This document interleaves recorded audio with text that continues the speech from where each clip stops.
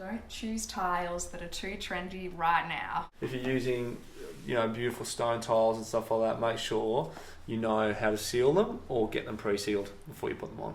Otherwise, they'll look a little bit nasty in a couple of weeks. And make sure the waterproofer is licensed. Okay. And or the tiler. Sometimes tiler will be able to waterproof as well, but just make sure they're going to be able to give you the right accreditation, and it's going to be done properly. Making it functional, so making sure the area is going to work for what you want to do. Plenty of storage, big bench space, that kind of stuff. Make sure it's going to work and not just look good. And a good tip too. If you're renovating, it's good to just keep stuff in the same place because that's where the cost is going to come from. Moving plumbing, moving electrics, and stuff. But if you can just put stuff back, but just freshen it up, make it new, but in the same location, much cheaper. You'll be winning.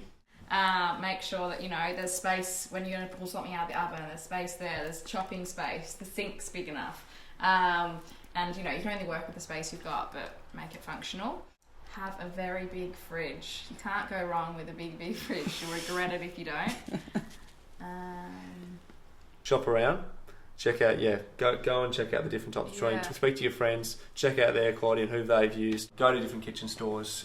Just you'll be able to visually tell the quality apart from the others. But again, that'll dictate the price. So look, it's just one of those decisions you're gonna have to make. And don't necessarily go for the cheapest. We'll work within your budget, but just remember that the cheapest is generally equivalent quality-wise. A cheaper way to go about it is get a separate cabinet maker and a stone maker, rather than just necessarily going to a kitchen place where they give you a set cost. If you do bits yourself, then it can often come down a bit cheaper. Stay away from structural stuff. If you don't know what you're doing, stay away from electrics. You don't want to get bloody, zapped trying to change a power point. Yeah, just remember that trades, they study for years on end and have been doing this for their entire lives. So they do that for a reason. So it's very important not to try to do your own plumbing or electrics, and let the experts do that.